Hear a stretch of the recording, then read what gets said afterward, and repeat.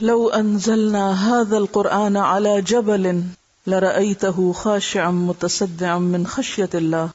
اگر یہ قرآن ہم کسی پہاڑ پر نازل کرتے تو تم دیکھتے کہ وہ اللہ کے خوف اور خشیت سے دب گیا ہے، ٹکڑے ٹکڑے ہو گیا. قرآن ہمارے دلوں پر کس طرح اترتا ہے، ہمارے اندر کتنی عاجزی پیدا کرتا ہے، ہمارے اندر کتنا خشوع آتا ہے. خاشعاً متصدعاً، عاجزی اور پچھلا انسان ٹوٹ کر نیا انسان بننا، اللہ کی کتاب کے مطابق ڈی کنڈیشننگ، اپنے خیالات، اپنی سوچوں اور اپنے رویوں کو قرآن کے مطابق ری شیپ کرنا، یہ ہے قرآن کا حق ادا کرنا. تو آئیے آغاز کرتے ہیں سورۃ الفاتحہ سے. پہلے آپ سنیے، پھر اس کے بعد مزید اس کے معنوں میں جائیں گے. اللہ کے نام سے جو بے انتہا مہربان اور رحم فرمانے والا ہے. تعریف اللہ ہی کے لیے ہے، شکر اللہ ہی کے لیے ہے جو تمام کائنات کا رب ہے، نہایت مہربان اور رحم فرمانے والا ہے، روز جزا کا مالک ہے. ہم تیری ہی عبادت کرتے ہیں اور تجھی سے مدد مانگتے ہیں. ہمیں سیدھا راستہ دکھا، ان لوگوں کا راستہ جن پر تو نے انعام فرمایا، جن پر تیرا غضب نہیں ہوا اور جو بھٹکے ہوئے نہیں ہیں. پھر سنیے مطلب پہ غور کرتے ہوئے. الحمدللہ، الحمد سب شکر، ساری تعریفیں کس کے لیے؟ رب العالمین، عالمین کے رب کے لیے. عالمین کیا؟ سارے جہان. عالمین عالم سے، اور عالم علم سے. علم جس سے کوئی چیز جانی جائے، علم اور علم کا ایک ہی روٹ ہے، جس سے کسی چیز کے بارے میں جانا جائے، جس سے کسی کی پہچان ہو. تو عالمین پوری کائنات اپنے خالق کی پہچان ہے. اور رب جو اس پورے کارخانے کا، اس کائنات کا پیدا کرنے والا، عدم سے وجود میں لانے والا، اس کو چلانے والا، اس کو کمال تک پہنچانے والا ہے. کائنات کی ایک ایک چیز، ایک ایک نشانی پکار رہی ہے رب کی عظمت کو، اپنے پیدا کرنے والے کی بڑائی کا اظہار کر رہی ہے. ہر دیکھنے اور سننے والے کو غور و فکر کی دعوت دے رہی ہے کہ سوچو، غور کرو، کون ہے میرا بنانے والا، کون ہے مجھ کو تھامنے والا، کون ہے میرا چلانے والا، کون ہے جس نے مجھ میں یہ فائدہ رکھا. ایک ایک چیز اپنے رب، اپنے خالق، اپنے مالک، اپنے آقا کی عظمت کا اظہار کر رہی کہ بہت بڑی ہے وہ ہستی، بہت عظیم ہے وہ جس نے یہ سب کچھ بنایا. اور حمد شکر کے لیے. شکر کیا ہے؟ نعمتوں کا اعتراف. یہ ساری کائنات جو انسان کی خدمت میں لگی ہوئی ہے، خواہ وہ تمام چیزیں انسان کے اپنے وجود میں ہیں یا وجود سے باہر ہیں، یہ ساری کی ساری اپنے پیدا کرنے والے کے آگے جھکی ہوئی ہیں. انسان جب ان ساری نعمتوں کی طرف توجہ کرتا ہے، جب اس کے دل میں یہ احساس جاگتا ہے کہ میں دیکھ سکتا ہوں، اللہ نے مجھے آنکھ دی ہے، ایک عظیم الشان معجزہ ہے میرے پاس اللہ کا کہ میرے جسم کا ایک حصہ دیکھنے کے قابل ہے، میرے یہ کان سنتے ہیں، میرے منہ میں ایک گوشت کا ٹکڑا بولنے کے قابل ہے. تو جتنا زیادہ انسان ان نعمتوں پر غور کرتا ہے، ان کو نعمت مانتا ہے، ان نعمتوں کے پانے کے احساس سے سرشار ہوتا ہے، جتنا زیادہ وہ اس بات کا اعتراف کرتا ہے کہ میرے رب نے یہ سب کچھ مجھے دیا ہے، اتنا ہی زیادہ شکر گزار ہوتا ہے. میرا دل ایک خود کار آٹومیٹک مشین کی طرح دن اور رات میرے بدن کے ایک ایک روئے کو خون سپلائی کر رہا ہے. اگر ہمیں اپنا دل خود پمپ کرنا پڑتا، جیسے پمپ مشین کو چلا کے پانی نکالتے ہیں، تو ہم میں سے اکثر لوگ اپنی زندگی لوٹا دیتے. تھک گئے ہیں، بس خود کو ہم زندگی نہ دے سکتے، اپنی زندگی برقرار نہ رکھ سکتے. ہمارے لنگس آٹومیٹک مشین خود کام کرتے ہیں. ہم کھا رہے ہیں، ہم سو رہے ہیں، ہم جاگ رہے ہیں، ہم چل رہے ہیں، پھر رہے ہیں، بھاگ رہے ہیں، دوڑ رہے ہیں، ہنس رہے ہیں، رو رہے ہیں، ہم سانس لے رہے ہیں. اگر صرف چند سیکنڈز تک ہم سانس نہ لے سکیں تو ہم زندہ نہیں رہ سکتے. لیکن ہم نے کبھی نہیں سوچا. ہم کھانا کھا کے معدے کے سپرد کر دیتے ہیں، ہمیں نہیں معلوم کہ وہ کس طرح پروسیس ہوتا ہے، کس طرح وہ خون بنتا ہے، کس طرح ہمارے جسم کے اندر پورا خون کا نظام مختلف قسم کے نیوٹرینٹس کو کیری کر کے ہر جگہ سپلائی کرتے ہیں، اور رائٹ جگہ پر رائٹ چیز. آنکھوں کو جو چاہیے وہ آنکھوں تک پہنچاتے ہیں، دماغ کو جو چاہیے وہ وہاں تک پہنچاتے ہیں، ہڈیوں کو جو کچھ چاہیے وہ ہڈیوں تک پہنچاتے ہیں.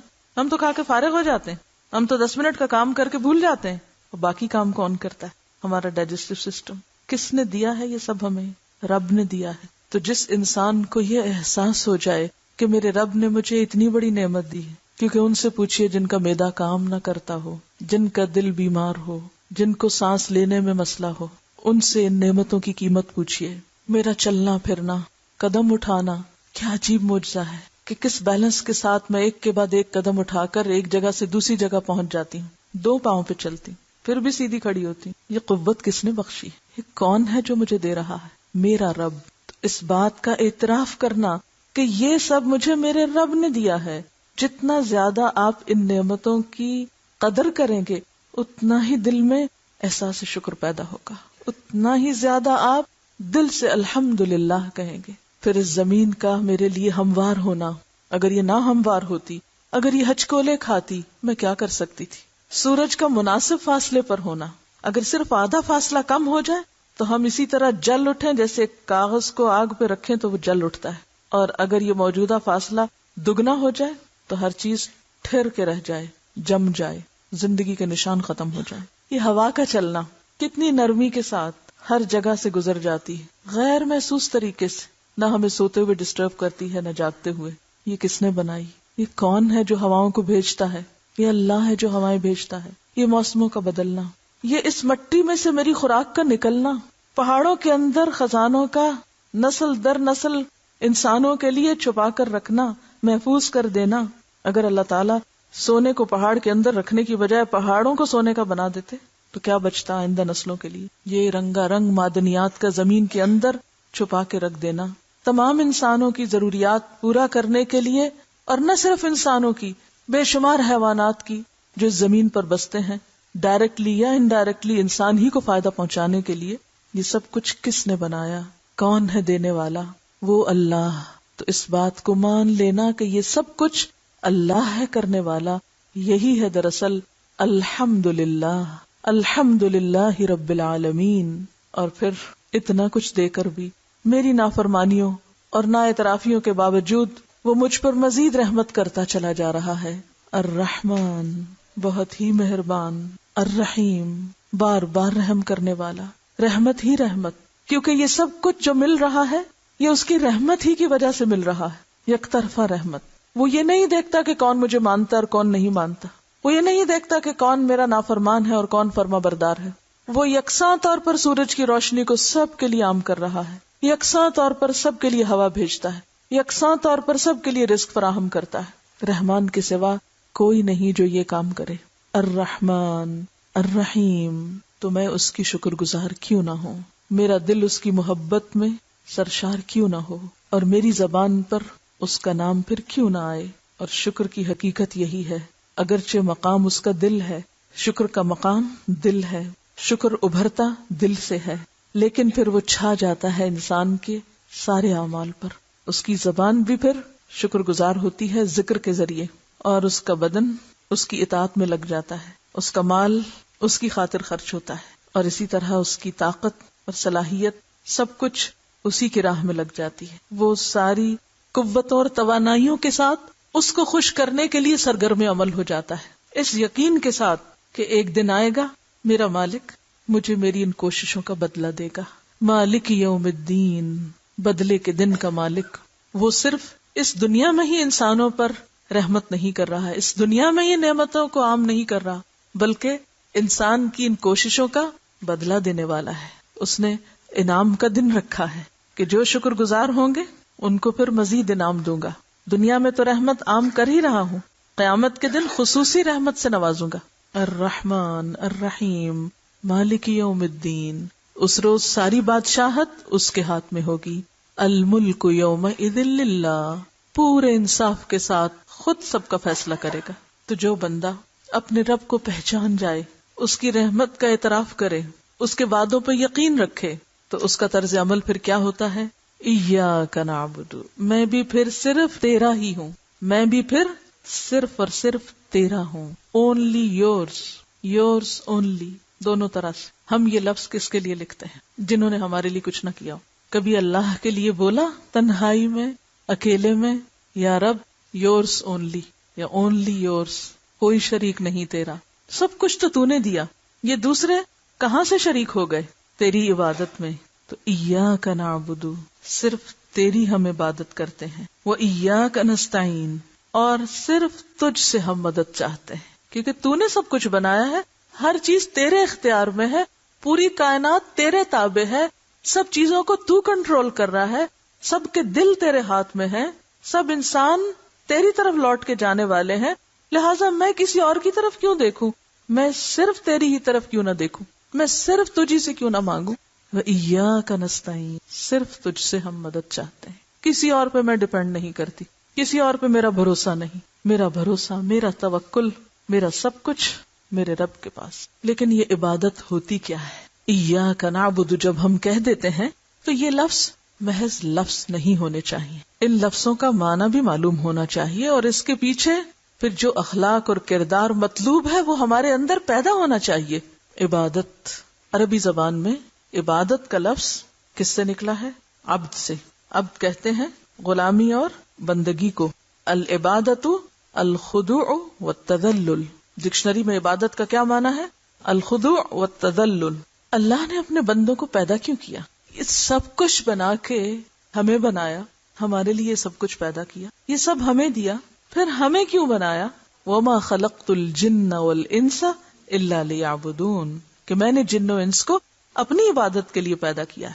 تو گویا ہم پیدا ہی اس کام کے لیے ہوئے ہیں، یہ سب کچھ اس نے دیا ہمیں اس لیے کہ ہم اس کے بن جائیں، ہمیں عقل دی، ہمیں آنکھ دی، ہمیں کان دیے کہ اس کی نشانیاں دیکھیں، پہچانے، اس کو جانے، اس سے محبت کریں، اس پر ایمان لائیں، اس کی طرف رجوع کریں، اسی پہ بھروسہ کریں، اسی پہ توکل کریں اور اسی کے ہو کر رہ جائیں۔ تو پھر عبادت کا معنی کیا ہوا؟ لسان العرب میں آتا ہے اصل العبودیت الخضوع والتذلل، عبادت کی اصل کیا ہے؟ خضوع یعنی عاجزی اور جھکنا۔ جمہور کا کہنا ہے، جمہوریت سے میجورٹی، جمہور کا کہنا ہے کہ العبادت التذلل، العبادت التذلل، کہ عبادت جھکنے کا نام ہے، دبنے کا نام ہے، اطاعت کا نام ہے۔ ابن کثیر کہتے ہیں عبادت کے لغوی معنی پست ہونے کے ہیں، اسی لیے کہا جاتا ہے معبد راستہ اور معبد اونٹ۔ معبد راستہ نہیں وہ راستہ جس پہ چل چل کے وہ بالکل ہموار ہو چکا ہو، سیدھا ہو گیا ہو۔ معبد وہ اونٹ جس پہ کثرت سے سواری کی گئی اور اب وہ ٹرینڈ ہو گیا ہے۔ شریعت میں اس سے مراد ایسی کیفیت ہے جس میں انتہائی محبت کے ساتھ، اب یہ لفظ یاد رکھیے، انتہائی محبت کے ساتھ انتہائی خضوع اور خوف موجود ہو، یہ ہے عبادت۔ ایک طرف ہے انتہائی محبت، اور یہ کیسے پیدا ہوگی، کب پیدا ہوگی؟ جب ہمارے دل میں نعمتوں کا احساس اور نعمتوں کا اعتراف ہوگا۔ جب ہم کسی کی خوبی دیکھتے ہیں تو تبھی ہمیں اس سے محبت ہوتی ہے نا، جو چیز اچھی لگتی ہے اسی سے محبت ہوتی ہے نا۔ تو جب ہمیں اللہ تعالیٰ کی پہچان ہوگی، اللہ تعالیٰ سے محبت ہوگی، جب اللہ کی پہچان ہوگی جب ہی اللہ سے محبت ہوگی نا۔ جب تک اس کو جانے گی نہیں، محبت بھی نہیں کر سکتے صحیح معنوں میں۔ تو جب محبت پیدا ہوتی ہے اور جس کے لیے محبت دل میں آ جائے، اس کے آگے انسان کیا بن جاتا ہے؟ آپ کا غلام۔ محبت کرنے والے عموماً اسی قسم کے ایکسپریشن استعمال کرتے ہیں، خادم، غلام، کہ بالکل نیچرلی آتا ہے، اس کے بعد اس کا ریزلٹ ہے کہ جس چیز سے آپ متاثر ہیں، جس کو آپ اپنا محسن سمجھتے ہیں، جس کی نعمتوں کا آپ اعتراف کرتے ہیں، جس کی خوبیوں کا آپ اعتراف کرتے ہیں، اسی کے لیے حمد ہوتی ہے، جس کی خوبیوں کا اعتراف۔ حمد کیا؟ خوبیوں کا اعتراف، نعمتوں کا اعتراف۔ جس کی قدرتوں پہ حیران ہے آپ، دل آپ کا سرشار ہے، آپ اس کے آگے خود بخود جھک جائیں گے۔ تو انتہائی محبت کے ساتھ انتہائی عاجزی اور خوف، کیونکہ جس سے محبت ہوتی ہے اس کے بارے میں ڈر بھی لگتا ہے، کیا؟ ناراض نہ ہو، وہ نہ ناراض ہو، اور جو مرضی ہو وہ نہ ناراض ہو، میں اس کو ناراض نہیں کر سکتا۔ فلاں کا مجھ پہ بہت احسان ہے، میں اسے ناراض نہیں کر سکتا۔ میں فلاں کو بہت چاہتا ہوں، میں اسے ناراض نہیں کر سکتا۔ یہ محبت کا تقاضا ہے کہ یہ کس قسم کی محبت ہے کہ آپ محبت کے بھی دعوے کریں اور الٹا ایسے کام کر رہے ہیں جس سے آپ دوسرے کو ناراض کریں، اسے پریشان کریں۔ امام ابن تیمیہ کہتے ہیں کہ عبودیت کا لفظ جو ہے اس میں کمال الذل اور کمال الحب جمع ہے۔ محبت کی بھی آخری منزل کمال، اور عاجزی کا بھی کمال، آخری درجے تک جھک جانا، انتہائی محبت کے ساتھ جھکنا، یہ ہے عبادت۔ یعنی ایک طرف محبت کا آخری درجہ، والذین آمنوا اشد حبا للہ، اور دوسری طرف آخری حد تک جھک جانا، کسی بات میں کوئی اعتراض ہے ہی نہیں، سمعنا واطعنا، اس لیے کہ ہم مانتے ہیں کہ آپ سب سے بڑے ہیں، سارے کمالات آپ کے ہیں، ساری اچھی صفات آپ کی ہیں، پھر آخر کیا چیز مجھے روکے ہے کہ میں اللہ کے آگے نہ جھکوں۔ تو قرآن پاک میں اس کیفیت کے لیے کچھ الفاظ استعمال ہوئے، اس عاجزی کی کیفیت کو ظاہر کرنے کے لیے کچھ الفاظ آتے ہیں، جن میں ایک ہے خشیت۔ ڈرنا. خوف کے لیے لفظ خشیت استعمال ہوتا ہے. لو انزلنا هذا القرآن على جبل لرأيته خاشعا متصدعا من خشیت اللہ. کیا پیدا ہوا خشیت سے؟ کیا ہے خشیت؟ خاشعا متصدعا، ٹوٹ جانا، اپنی انا کو توڑ دینا، اپنی پسند و ناپسند کو ختم کر دینا، اپنی عقل اور اپنی مرضی کو ایک طرف کر دینا. اسی لیے کہا گیا انما یخشى اللہ من عباده العلماء. ایک اور لفظ استعمال ہوتا ہے تضرع. ادعوا ربکم تضرعا وخفیہ انہ لا يحب المعتدین. پکارو اپنے رب کو تضرع کے ساتھ، زاری کے ساتھ، عاجزی کے ساتھ، چھپکے چھپکے. سورۃ الاعراف میں آتا ہے وَاذْكُرْ رَبَّكَ فِي نَفْسِكَ تَضَرُّعًا وَخِيفَةً. یاد کرو اپنے رب کو اپنے دل میں زاری کے ساتھ اور چھپکے چھپکے. ہم کیا کرتے ہیں؟ بس پکار پکار کے رب کو یاد کرتے ہیں. اور کب ہوتی ہے وہ کیفیت کہ ہم دل میں زاریاں کر رہے ہوں، فریادیں کر رہے ہوں، اندر سے پکار رہے ہیں اس کو، تنہائی میں پکار رہے ہیں اس کو. کبھی کر کے تو دیکھے کیسے سنتا ہے. آپ سوچ نہیں سکتے. وہ دور نہیں ہے، کمی ہمارے پکارنے میں. ہم صرف الفاظ دہرانے کو پکارنا سمجھتے ہیں. تو عبادت کیا کرتی ہے؟ انسان کے اندر خشیت لاتی، جھکنا سکھاتی، انسان کا دل نرم ہوتا ہے، زاری لاتی، فریادیں کرتا ہے انسان اندر سے اپنے رب کو پکار پکار کے. ایک اور لفظ آتا ہے اخبات. سورۃ ہود آیت 23 میں آتا ہے ان الذین آمنوا وعملوا الصالحات واخبتوا الی ربہم اولئک اصحاب الجنہ ہم فیہا خالدون. بے شک وہ لوگ جو ایمان لائے اور جنہوں نے اچھے کام کیے اور اپنے رب کی طرف جھک گئے. اخبتوا الی ربہم، آگ کے دھیما ہونے کو کہتے ہیں خبت. کلما خبت زدناہم سعیرا. جب آگ دھیمی ہونے لگے گی تو ہم اور زیادہ اس کو بھڑکا دیں گے. تو آگ کے جلنے کو ذہن میں لائیے کہ جب شعلے بھڑک رہے ہوتے ہیں تو کدھر کو جا رہے ہوتے ہیں؟ وہ اوپر کو جاتے ہیں. اور جب دھیمی ہوتی آگ تو کدھر کو جاتے ہیں؟ آہستہ آہستہ down to earth. Down to earth اس کو کہتے ہیں اخبات.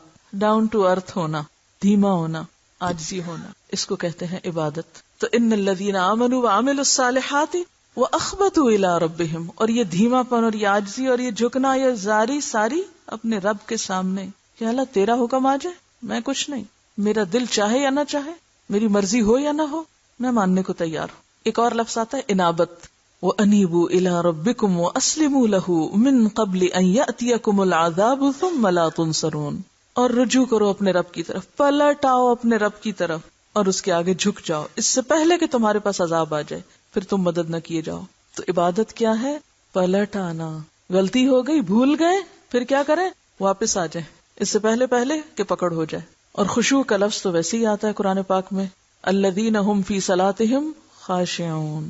پھر اسی طرح قنوت کا لفظ بھی آتا ہے. قنوت قوموا للہ قانتین. قنوت میں بھی جھکنا ہوتا ہے. اللہ کے آگے کیسے کھڑے ہو؟ نماز میں کیسے کھڑے ہو؟ زمین پہ کیسے چلو؟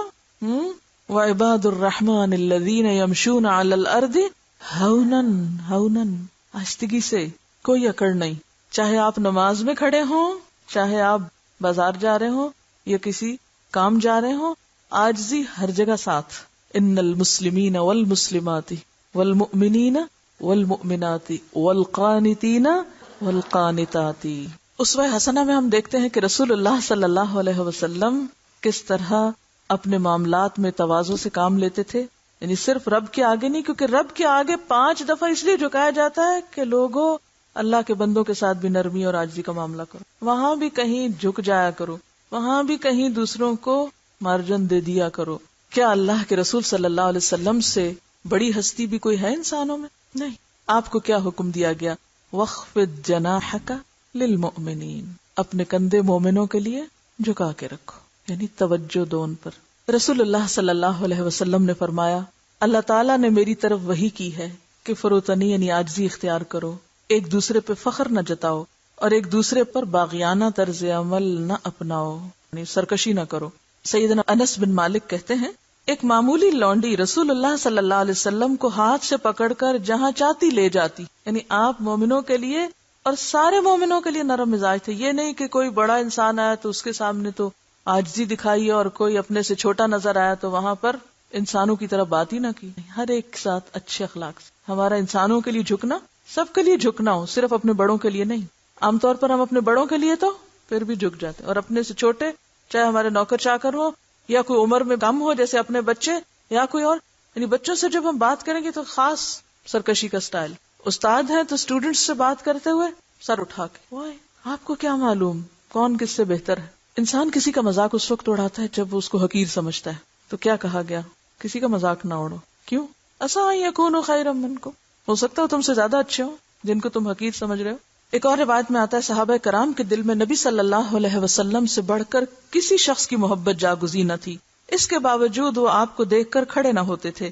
وجہ یہ تھی کہ وہ جانتے تھے کہ آپ اس کو ناپسند کرتے ہیں. تو اس سے یہ بھی پتہ چلتا ہے کہ احترام اور عاجزی کا مطلب صرف چند مخصوص رسمی انداز نہیں بلکہ عام معاملات میں بات ماننا اور درست معاملہ کرنا ہے. تو ایاک نعبد، صرف تیری ہم عبادت کرتے ہیں، تیرے آگے جھکے ہوئے ہیں اور تیری خاطر تیرے بندوں کے ساتھ بھی تواضع کا معاملہ کرتے ہیں. کیونکہ وہ ایک شخصیت کو فارم کرتی ہے نا، یعنی نماز یا وہ عبادت کی جو اسپرٹ ہے وہ انسان کو ایک مختلف انسان بناتی ہے. اور وہ مختلف انسان کس کے لیے؟ اپنے جیسے دوسرے بندوں کے لیے. ایاک نعبد و ایاک نستعین، اور صرف تجھ سے ہم مدد مانگتے ہیں، صرف تجھ سے ہم مدد مانگتے ہیں. اب دیکھیے کہ جس کو آپ بڑا سمجھتے ہو، جس کے احسانات کا آپ اعتراف کرتے ہو، پھر یہ ہو نہیں سکتا کہ آپ اس کو نہ پکاریں. آپ اپنے غم، خوشی، مشکل اور تکلیف کے موقع پر اس کو یاد نہ رکھیں. پھر جس سے آپ محبت کرتے ہیں قدرتی طور پر ہر موقع پر وہ آپ کو یاد آتا ہے یا نہیں. عبادت میں عاجزی بھی آ گئی، محبت بھی آ گئی. یہ محبت کیا تقاضا کرتی ہے کہ صرف جھکے ہی نہیں، مانگے بھی اسی سے، پکارے بھی اس کو. کیونکہ محبت کا مقام بھی دل ہے نا، جیسے شکر کا مقام دل ہے. تو جب دل میں محبت کسی کی آتی ہے تو انسان اس کو ہر موقع پہ یاد کرتا ہے. عربی کا ایک شاعر ہے، وہ کہتا ہے اپنی محبوبہ کو، وَقَدْ ذَكَرْتُكِ وَالْخَطِّيُّ يَخْطُرُ بَيْنَنَا، کہ میں نے تمہیں یاد کیا جبکہ ہمارے درمیان نیزہ بازی ہو رہی تھی. یعنی میدان جنگ میں نیزے چل رہے تھے، اتنا مشکل وقت تھا اور میں تمہیں یاد کر رہا تھا. تو ایک بندہ مومن جو اشد حبا للہ ہوتا ہے وہ کیا کرتا ہے؟ وہ اللہ کو یاد کرتا ہے. صرف مسجد میں نہیں، صرف عبادت کے موقع پر نہیں، صرف حج میں نہیں، صرف رمضان میں نہیں، کب؟ ہر موقع پہ. وقد ذکرتکی کی بجائے وقد ذکرتک، والخطی یخطر بیننا. کوئی جنگ ہو یا امن ہو، سکون کی حالت ہو یا پریشانی کی حالت ہو، دھیان اسی کی طرف لگا رہے. بات یہ کہ جب ہم عاجزی اختیار کرتے ہیں تو ہمیں یہ احساس ہوتا ہے ہم بہت کمزور ہیں، ہم انڈسپینسیبل نہیں ہیں، ہم کمزور ہیں. اور کمزور کو تو مدد چاہیے ہوتی ہے یا نہیں؟ چاہیے ہوتی ہے. سرکش اور متکبر کیا سمجھتا ہے؟ مجھے کسی کی پرواہ نہیں، مجھے کسی کی ضرورت نہیں، میں نہیں مانگ سکتا کسی سے. لیکن ایک عاجز اور مسکین ہر موقع پہ پکارتا ہے اپنے رب کو. یعنی اگر آپ واقعی عبادت گزار ہیں تو یہ ہو نہیں سکتا کہ آپ ہر موقع پہ اپنے رب کو یاد نہ کرتے اور یاد کر کے اس سے دعا نہ کرتے. انسان کے اندر پانے کی ہرس رکھ دی گئی ہے کہ اور ملے اور ملے، اور ہر جگہ خیر اور بھلائی ہی ملے. لہذا دعا کو عبادت کا نچوڑ بتایا گیا. اور عبادت میں پسندیدہ ترین عبادت کیا ہے؟ دعا. یعنی اس پکارنے کو بھی عبادت قرار دے دیا گیا.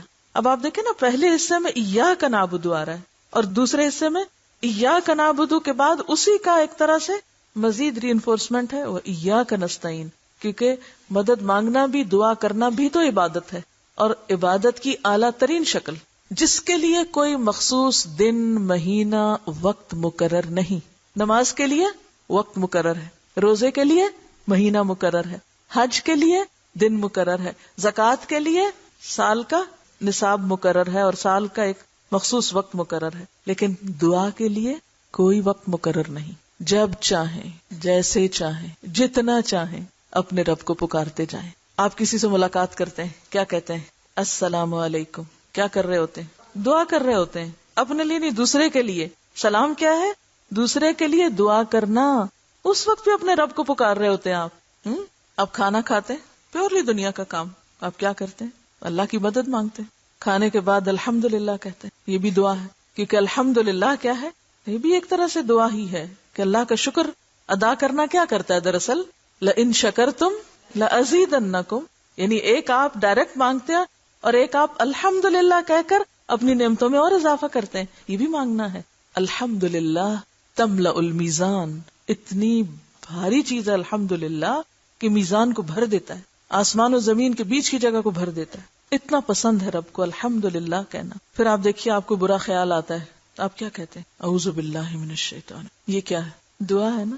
یہ برا خیال کوئی عبادت تھوڑی ہے، لیکن اس موقع پہ جب آپ دعا کرتے ہیں، اعوذ باللہ پڑھتے ہیں، تو یہ دعا عبادت ہو جاتی ہے۔ پھر اسی طرح کوئی مسئلہ پیش آتا ہے، کیا کرتے ہیں؟ کوئی مشکل، کوئی مسئلہ پیش آتا ہے، کیا کرتے ہیں؟ دعا کرتے ہیں۔ بیماری ہو جاتی ہے تو کوئی تکلیف ہو جاتی ہے جسمانی، دعا کرتے ہیں۔ کوئی مالی نقصان ہو جاتا ہے، کیا کرتے ہیں؟ کوئی حادثہ پیش آتا ہے، کوئی موت واقع ہو جاتی ہے، انا للہ و انا الیہ راجعون، اللہم اجرنی فی مصیبتی واخلف لی خیرا منہا، یہ کیا ہے؟ دعا ہے۔ نقصان کے وقت دعا، اور یہ مانگنا کبھی ختم نہیں ہوتا۔ آپ دیکھیے زندگی میں تو خیر انسان مانگتا ہی ہے، موت کے وقت خود بھی مانگنا چاہتا ہے اور پیچھے والے بھی۔ سب سے بہترین تحفہ کیا بھیج سکتے ہیں جس پہ کچھ خرچ نہیں آتا؟ دعا۔ کسی کے احسان کا بہترین بدلہ آپ کس شکل میں دے سکتے ہیں؟ دعا۔ اسی طرح قیامت کے دن جب آپ اٹھیں گے، جیسے ہر روز سویرے بستر سے اٹھتے ہیں تو کیا کہتے ہیں؟ دعا، الحمدللہ الذی احیانا بعد ما اماتنا الیہ النشور۔ حشر کے میدان میں جب اندھیرا ہوگا تو کیا دعا کریں گے؟ ربنا اتمم لنا نورنا واغفر لنا۔ وہاں بھی دعا۔ پل صراط تو خیر اتنا ہولناک منظر ہے کہ انسان گنگ ہو کے رہ جائے گا، اس وقت صرف نبی صلی اللہ علیہ وسلم پکاریں گے رب سلم رب سلم۔ دعا۔ جنت میں پہنچ کے کیا کہیں گے؟ السلام علیکم۔ جنت کے جو آپ کے ویلکم کرنے والے ہوں گے وہ بھی آپ کو سلام کر رہے ہوں گے، وتحیتہم فیہا سلام وآخر دعواہم ان الحمد للہ رب العالمین۔ کیا ہے؟ ابتدا بھی الحمد للہ رب العالمین سے اور انتہا بھی الحمد للہ رب العالمین۔ تو گویا بندہ مومن کا ترانہ کیا ہے؟ الحمد للہ، جو بہترین دعا ہے۔ ایاک نعبد و ایاک نستعین، ایاک نعبد و ایاک نستعین۔ اور آپ دیکھیے یہ جتنی بھی عبادتیں ہم کرتے ہیں یہ بھی دراصل شکر گزاری کے لیے ہوتے ہیں۔ نبی صلی اللہ علیہ وسلم جب طویل تہجد کی نماز پڑھتے تھے، پاؤں سوج جاتے تھے، تو آپ سے کہا گیا کہ آپ کو تو ضرورت ہی نہیں ہے اس چیز کی، آپ کے تو اگلے پچھلے گناہ معاف کر دی گئے۔ تو آپ نے کیا فرمایا تھا؟ افلا اکون عبدا شکورا۔ تو عبادت بھی دراصل ہم کس لیے کرتے ہیں؟ عبدا شکورا بننے کے لیے، شکر گزار بندہ بننے کے لیے ہم عملی اظہار کرتے ہیں۔ یا اللہ ہم شکر گزار ہیں، ہم صرف دل میں نہیں، صرف زبان سے نہیں، ہم عمل میں آپ کے شکر گزار ہیں۔ فرض نمازوں کے علاوہ بھی تیرے پاس آتے ہیں۔ اور پھر بندہ مومن کی دعاؤں میں اہم ترین دعا اہدنا الصراط المستقیم، اللہ سیدھا راستہ دکھا ہم کو، اس پہ چلا ہم کو اور منزل تک پہنچا ہم کو۔ سب سے قیمتی دعا، سب سے اہم دعا، ناگزیر دعا، جس کے بغیر انسان نقصان میں۔ سیدھے راستے کی تلاش۔ اور یہ سیدھا راستہ کیا ہے؟ دین اسلام، جس پر عملی طور پہ کون چلا تھا؟ صحابہ کرام۔ صراط الذین انعمت علیہم غیر المغضوب علیہم ولا الضالین۔ اللہ ان لوگوں کا راستہ جن پر تو نے انعام فرمایا۔ کون ہیں وہ؟ من النبیین، جو دین لائے، والصدیقین، جنہوں نے تصدیق کی، والشہداء، جنہوں نے گواہی دی، والصالحین، جنہوں نے اس پر عمل کیا۔ ان میں سے بہترین مثال صحابہ کرام کی مثال، جنہوں نے تصدیق بھی کی اور جنہوں نے اس صداقت کی گواہی میں اپنی جانیں تک پیش کی، کچھ بھی بچا کے نہ رکھا، سب کچھ دے ڈالا۔ اور دے کے بھی حق تو یہ کہ حق ادا نہ ہوا، کیونکہ جان دی ہوئی اسی کی تھی۔ اگر ہم جان بھی دے دیتے ہیں اللہ کے راستے میں، جو سب سے پیاری چیز ہے، تو بھی کیا کر رہے ہیں احسان؟ کچھ بھی نہیں، یہ تو اسی کی دی ہوئی ہے، واپس لوٹائی، کیا کمال کیا۔ کوئی ناراض نہیں، کوئی شکوہ نہیں، اللہ تیرا دیا ہوا تھا، تو نے لے لیا، سارے غم ختم ہو جاتے۔ تو ہمیں ان لوگوں کا راستہ دکھا جن پر تیرا انعام ہوا۔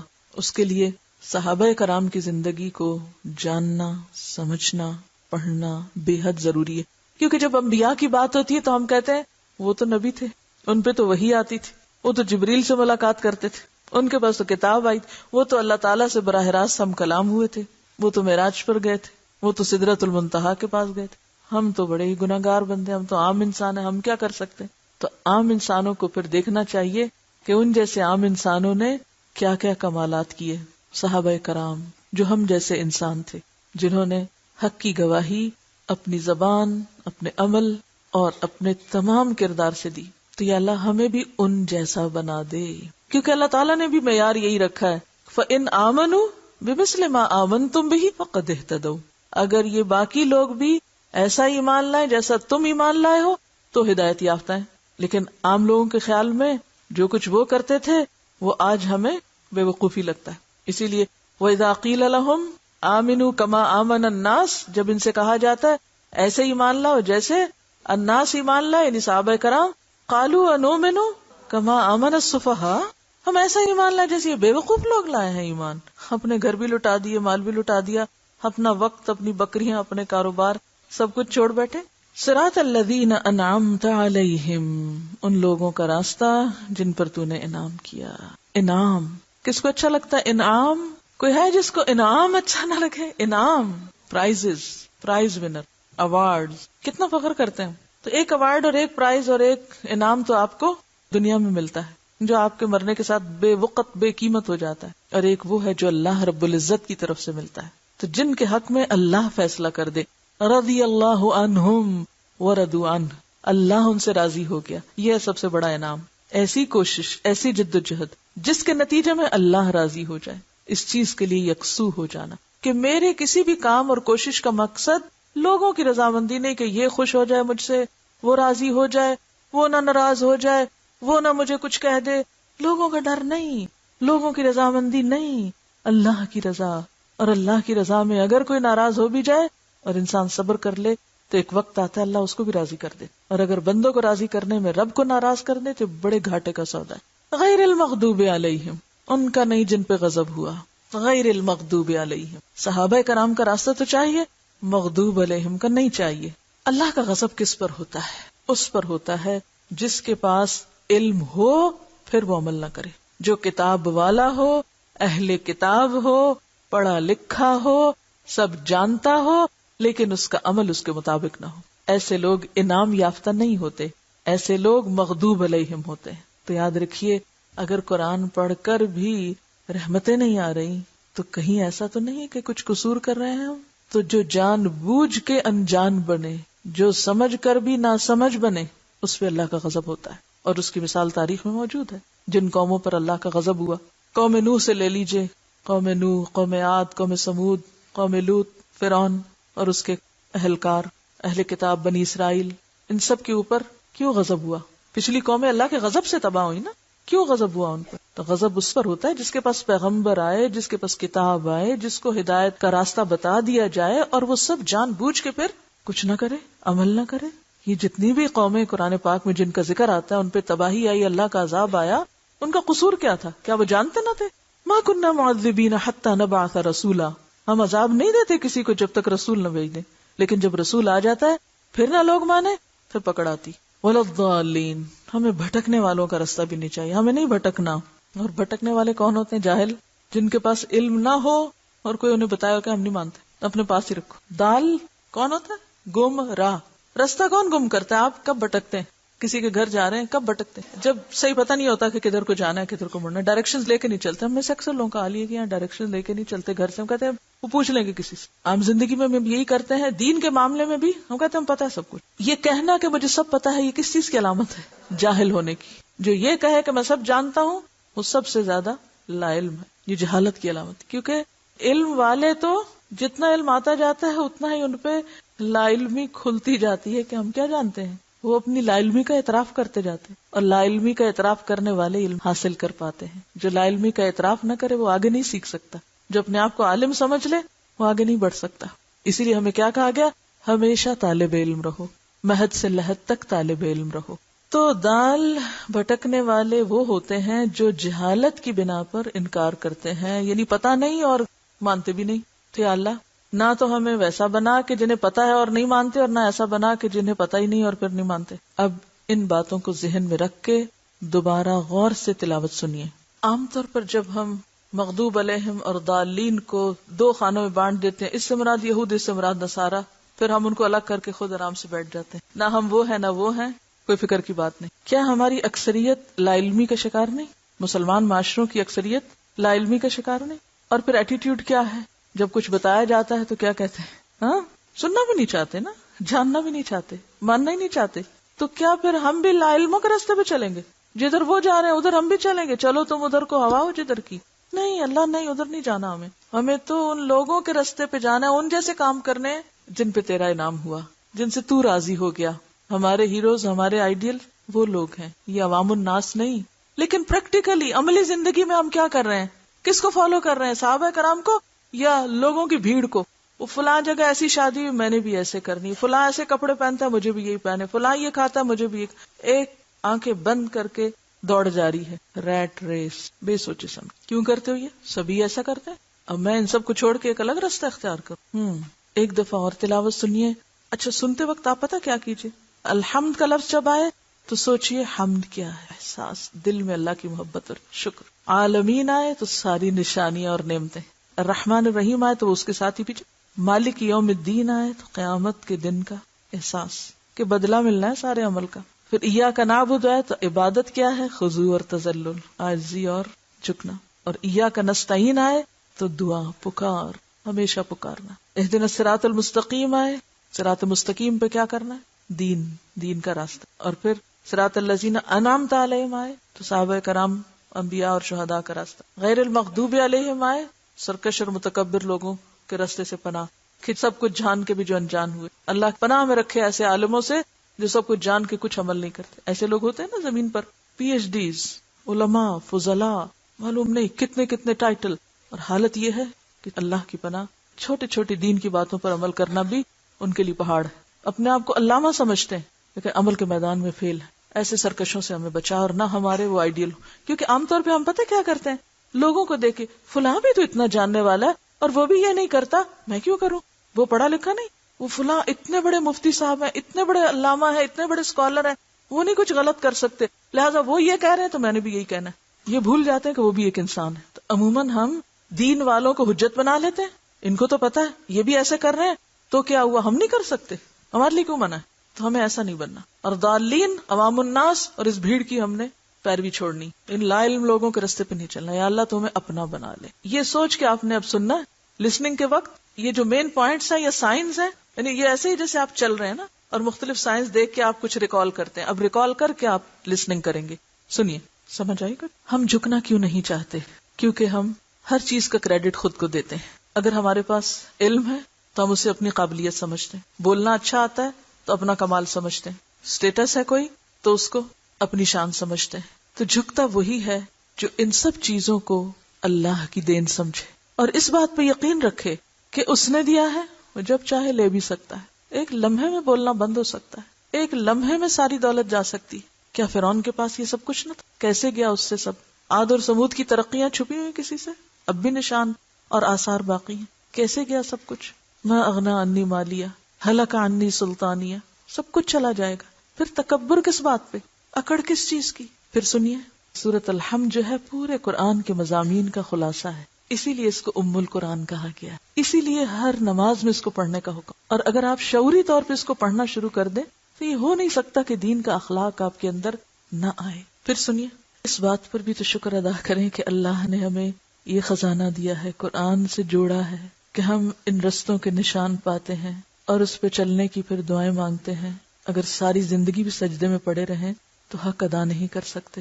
اگر ہم کسی ایسی جگہ پیدا ہو جاتے جہاں یہ نعمت نہ تھی، جو اس کو جانتے نہیں، تو ہم بھی تو انہی جیسے ہوتے. کس قدر ہم پہ فرض عائد ہوتا ہے کہ ہم اس کو ان لوگوں تک لے جائیں جن کے لیے اللہ نے اسے ہمارے ذریعے پہنچانا چاہا ہے. بیسیکلی کسی بھی نعمت کے لیے اس بات کا اعتراف کہ یہ اللہ کی دی ہوئی ہے، یہی چیز انسان کے اندر عاجزی پیدا کرتی ہے. پھر وہ اسے اپنا نہیں سمجھتا نا، اللہ کی دین سمجھتا ہے، تو پھر اللہ ہی کی طرف جھکتا ہے. پھر سنیے سورۃ الفاتحہ، جس میں سب سے پہلی بات الحمدللہ ہے. تو یہ الحمدللہ پورے دین کا خلاصہ ہے، عبادت کی روح ہے کہ بندہ اپنے رب کا، اپنے خالق کا شکر گزار ہو. شکر کیسے پیدا ہوتا ہے؟ شکر کا منبع، مصدر، ماخذ دل ہے. جس دل میں اللہ کی عظمت، اللہ کی محبت اور اللہ کی نعمتوں کا احساس ہوگا اور ان کا اعتراف ہوگا، وہ دل شکر گزار ہوگا. تو شکر اعتراف نعمت کا نام ہے. شکر کیا ہے؟ نعمتوں کا اعتراف. تو اگر کوئی زندگی میں آپ سے کبھی پوچھے کہ شکر کیا ہے تو آپ کہیں گے اللہ کی نعمتوں کا اعتراف. یہ اعتراف کب ہوتا ہے، یا اعتراف کیا ہوتا ہے؟ اعتراف کرنا، بولتے تو ہم بہت ہیں. قائل ہو جاتا ہے کسی کی خوبی کا، اس کی بخشش کا، عطا کا، کہ اسی کی دین ہے. تو آپ نے کسی نعمت کو یاد کیا جو آپ کو اللہ نے دی ہوئی ہے؟ کسی خاص نعمت کی طرف آپ کا دھیان گیا جو پہلے کبھی نہ گیا ہو؟ میں رٹی رٹائی روایتی باتیں میں نہیں سننا چاہتی، میں صرف آپ کے دل کی سچی باتیں سننا چاہتی ہوں جو واقعی آپ کی ایک نئی سوچ پیدا ہوئی ہو. اب جو گفتگو ہم کر رہے ہیں آپ کو میں علم دینے کے ساتھ سوچنے اور سوچنے کے ساتھ بولنے کا طریقہ بھی سکھا رہی ہوں، اور چیزوں میں سے نچوڑ نکالنے کا، شکر، نعمتوں کا اعتراف، شکر، دین کا خلاصہ، شکر، بندوں سے مطلوب، ہم سے مطلوب ہے اللہ کو. عبادت کا کیا معنی ہے؟ یعنی وہ شکر جو دل سے نکلتا ہے، تو عملی طور پر عبادت میں اس کا اظہار ہوتا ہے. اور لفظی معنی عبادت کا کیا ہے؟ الخضوع والتذلل. 2 لفظ یاد کر لیجئے، کوئی مشکل نہیں، کیونکہ عربی لفظ جو ہے یا عربی زبان جو ہے وہ جامع زبان ہے. تذلل ہوتا ہے جھک جانا، اطاعت کرنا، مان جانا، عاجزی اختیار کرنا. عبادت بندے کے اندر کیا پیدا کرتی ہے؟ عاجزی، انکساری، جھک جانا، اطاعت، خشیت، انابت. کہ غلطی ہو گئی، دور چلے بھی گئے تو پلٹ کے ادھر ہی آنا ہے. زاری، اخبات، جھکاؤ، دھیما پن، نرمی، قنوت، مسلسل اطاعت. تو عبادت کے آگے یہ ایک ایک لفظ میں اگر آپ سارے لفظ لکھ لیں اور اپنے آپ کو کبھی کبھار یاد دہانی کریں، اپنے آپ کو اس آئینے میں دیکھیں کہ کیا یہ اخلاق اور یہ صفات میرے اندر آئی ہیں؟ کیا واقعی میں عبادت گزار بندہ ہوں؟ کیا یہ جاننا ضروری ہے؟ عبادت کا ماننا جاننا ضروری ہے. کیوں ضروری ہے؟ اس لیے کہ اللہ نے مجھے بنایا ہی عبادت کے لیے ہے. وما خلقت الجن والانس الا لیعبدون. تو جس کام کے لیے میں بنی ہوں، اگر میں نے وہ نہ کیا اور وہ کیا بغیر دنیا سے چلی گئی تو کیا ہوگا؟ کیا بنے گی؟ مثلا یہ گھڑی ٹائم دیکھنے کے لیے ہے، اگر یہ ٹائم نہ بتائے، آپ اس میں سیل بھی ڈالیں، آپ اس کی سوئیوں کو گھمائیں بھی، آپ سارا علاج اس کا کریں، پھر بھی یہ ٹائم نہ بتائے، آپ اس کو کیا کریں گے؟ کہاں پھینکیں گے؟ اٹھا پھینکیں گے کباڑ خانے میں، کوڑے میں پھینکیں گے. تو جو شخص اس دنیا میں آئے اور وہی کام نہ کر کے جائے جس کے لیے اسے بنایا گیا تھا، اور اس کے علاوہ وہ عالی شان ترقیاں کرتا رہے، تو وہ کیا کر کے گیا؟ اس نے کیا کمایا؟ وہ کہاں پھینکے جانے کے لائق ہے؟ پھر جہنم میں. جس نے اس دنیا میں آ کر اپنے خالق ہی کو نہیں پہچانا، اس کی نعمتوں کو ہی نہیں جانا، اس کا اعتراف ہی نہیں کیا، اور جواب میں اظہار ہی نہیں کیا، اظہار وفاداری کیا ہی نہیں، تو اس نے کیا کیا پھر؟ اس لیے عبادت کا مفہوم جاننا بے حد ضروری ہے. اور یہ عبادت کے لفظ کو جتنے الفاظ آگے مزید واضح کر رہے ہیں جو میں نے آپ کو بتائے، ان کو صرف لفظ میں لکھ لیجئے اپنے پاس، اور کبھی کبھار اپنے آپ کو دیکھیے کہ یہ میرے اندر صفات ہیں یا نہیں. وہ جتنے بھی لفظ، یہ جتنی بھی چیزیں، وہ ساری الٹیمیٹلی ایک ہی جگہ پر جا کے رکتی ہیں، ایک ہی چیز کو مزید واضح کر رہی ہیں. وَإِيَّاكَ نَسْتَعِينُ، صرف تجھ سے ہم مدد چاہتے ہیں. کیا سکھاتی ہے یہ بات؟ دیکھیے پڑھنے سے فرق پڑے گا. وَإِيَّاكَ نَسْتَعِينُ وَإِيَّاكَ نَسْتَعِينُ، اور صرف تجھ سے ہم مدد چاہتے ہیں، صرف تجھ سے چاہتے ہیں. کیا مانا ہے؟ کیا فیل کیا آپ نے اس کو سن کے؟ نہ دائیں نہ بائیں نہ آگے نہ پیچھے، کوئی اور نہیں، صرف تو. کیونکہ سارا کمال جو اس کے لیے ہے، سارا شکر اس کے لیے ہے، تو ساری ہماری وابستگیاں، محبتیں، وفاداریاں اسی کے لیے. لہذا ہم جھکیں گے بھی اس کے آگے اور مانگیں گے بھی اسی سے، کیونکہ انسان جس سے مانگتا ہے، جس سے اس کو فائدہ پہنچتا ہے، تو اسی کے گن گاتا ہے. وہ کہتے ہیں نا، رب کا شکر ادا کر بھائی جس نے ہماری گائے بنائی. جس کو یہ سمجھ آ گیا کہ ہماری گائے جس کا دودھ ہم پیتے ہیں وہ رب نے بنائی ہے، تو وہ لازماً شکر گزار بھی اسی کا ہوگا، اور پھر آئندہ بھی اسی سے مانگے گا، اسی کے گن گائے گا. کیا دعا کا کوئی وقت مقرر ہے؟ کب کب مانگ سکتے ہیں؟ دعا عبادت کا اعلیٰ ترین مقام ہے، لیکن اس کے لیے کوئی مخصوص وقت یا مخصوص فارم یا مخصوص جگہ نہیں بتائی گئی کہ صرف وہی مانگ سکتے ہیں یا صرف اس وقت مانگ سکتے ہیں. ہر وقت اور ہر لمحہ اور ہر موقع پہ مانگ سکتے ہیں. اس سے پتہ چلتا ہے کہ ہمارا دین صرف مخصوص جگہوں یا خانوں یا علاقوں کے لیے نہیں ہے یا اوقات کے لیے، وہ اللہ اور بندے کے درمیان دائمی اور مستقل رشتہ ہے، لمحے لمحے کا تعلق ہے، کیونکہ لمحے لمحے انسان اللہ کا محتاج ہے. یا ایھا الناس انتم الفقراء الی اللہ. تو جو خود کو فقیر سمجھتا ہے، خود کو محتاج سمجھتا ہے، پھر وہ اپنے سے برتر رب عظیم سے مانگتا چلا جاتا ہے. اہدنا الصراط المستقیم. صراط مستقیم کیا ہے؟ اس سے مراد دین اسلام کا طریقہ ہے جو اللہ کے رسول صلی اللہ علیہ وسلم نے ہمیں سکھایا صحیح منزل تک پہنچنے کے لیے. کیونکہ اس کی ڈیفینیشن آگے آ رہی، صراط الذین انعمت علیہم، ان لوگوں کا طریقہ زندگی یا لائف سٹائل جن پر تیرا انعام ہوا. مغضوب علیہم کون ہے؟ جن پہ اللہ کا غضب ٹوٹا. کیوں ٹوٹا؟ کہ انہوں نے جان بوجھ کر پھر اللہ کی نافرمانی کی، اور اس سے مراد وہ ساری قومیں ہیں جن پر دنیا میں عذاب آیا، غضب ٹوٹ پڑا، آ گیا غضب۔ وَلَضَّالِّينَ، ضال کون ہوتا ہے؟ راہ گم کیے ہوئے۔ گمراہ نہیں کہیں، کیوں؟ جب ہم گمراہ کہہ دیتے ہیں تو پھر کیا ہوتا ہے؟ جب ہم روایتی لفظ بولتے جاتے ہیں نا، پھر وہ لفظ اپنی روح کھو دیتے ہیں، اپنا مفہوم کھو دیتے ہیں، پھر ہم ان کو سوچ کے نہیں بولتے۔ اگر میں کہوں گی گمراہ تو آپ کسی ایسے بھٹکے ہوئے انسان کو ذہن میں لا کے کہ فلاں گمراہ۔ جب میں کہوں گی راہ گم کیے ہوئے تو فرق ہو جائے گا نا، بات وہی ہے لیکن احساسات فرق ہو جائیں گے۔ یعنی آپ دیکھیں، میں بولتی ہوں محسوس کیجئے اس وقت صرف گمراہ، راہ گم کیے ہوئے، دونوں میں کیا فرق؟ میں نے بولا گمراہ، فلاں گمراہ ہے، فلاں راستہ کھو چکا ہے، جی لیونگ کیریکٹر لگتا ہے، فلاں گمراہ ہے اور فلاں راہ گم کر چکا ہے، فلاں راستہ نہیں پا رہا۔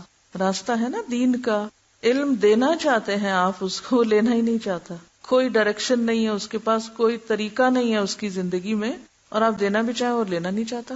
تو اس سے مراد پھر کون لوگ ہیں؟ راہ گم کیے ہوئے کون ہیں؟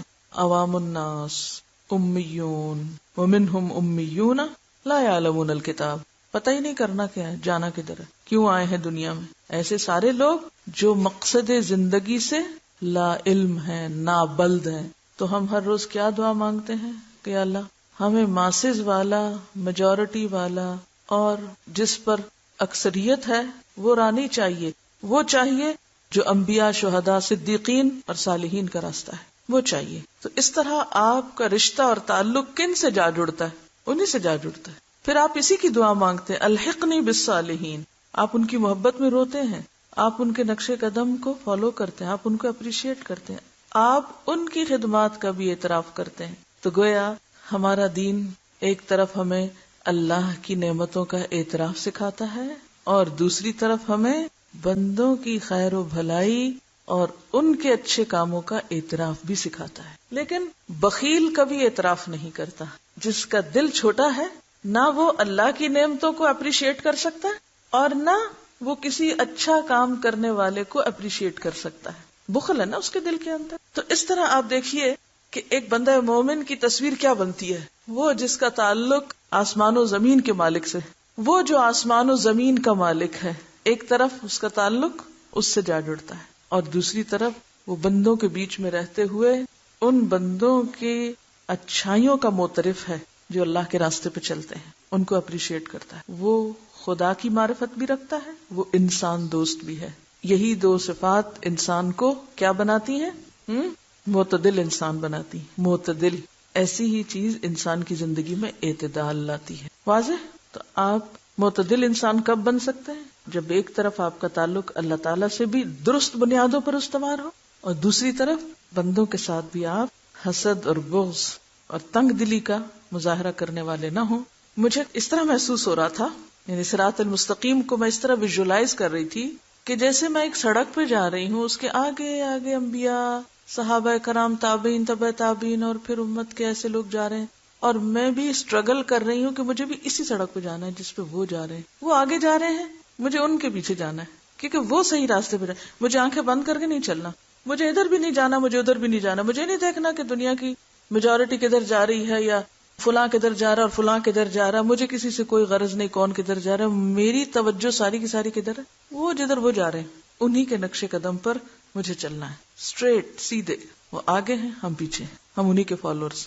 کبھی حیرت نہیں ہوتی آپ کو یہ پڑھ کے کہ اللہ تعالیٰ نے صراط مستقیم کو ڈیفائن کیسے کیا ہے؟ یعنی پہلے کہا کہ مانگو صراط مستقیم، پھر اس کو ڈیفائن کیسے کیا؟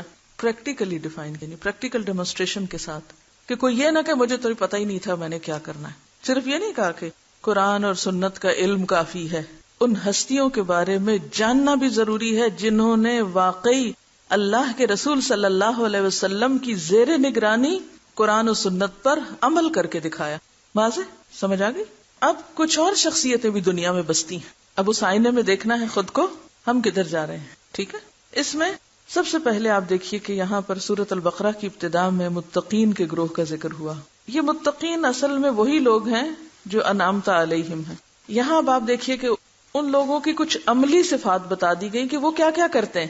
صراط مستقیم کو مزید عملی طریقوں سے واضح کیا جا رہا ہے، اور صرف ظاہری شیپ کے اعتبار سے نہیں بلکہ تقوی دل کی کیفیت کے ساتھ اس کو جوڑا گیا ہے. تو پہلا گروہ متقین کا ہے. متقین کون؟ تقوی والے. تقوی کا تعلق کس سے ہے؟ دل سے. دوسرا گروہ کفار کا بتایا گیا. کفر کا تعلق بھی کس سے ہے؟ دل سے. اسی لیے اللہ تعالیٰ فرماتے ختم اللہ علی قلوبہم، ان کے دلوں پہ مہر لگا دی اللہ نے. دل بند ہے، ان کے دل نہیں کام کرتے، لہذا وہ حقیقت کو نہیں پاتے. اب تیسرا ایک گروہ ہے جو ان دونوں کے بیچ کا ہے، لا الہ ہؤلاء ولا الہ ہؤلاء، اور وہ ہے گروہ منافقین کا. منافقت کا تعلق کس سے ہے؟ دل سے. تو اصل بات پھر کیا ہوئی کہ جب تک اندر درست نہیں اس وقت تک باہر درست ہو نہیں سکتا. اور شکر کا تعلق بھی کس سے تھا؟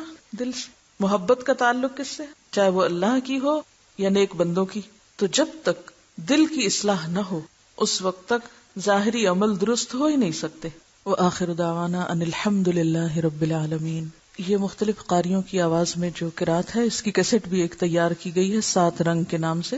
اس کو آپ لے بھی سکتے ہیں اگر خود سے سننا یا آگے سنوانا چاہیں، یا کہیں اور آپ سورۃ فاتحہ کی تفسیر کہیں پر درس دینا چاہیں.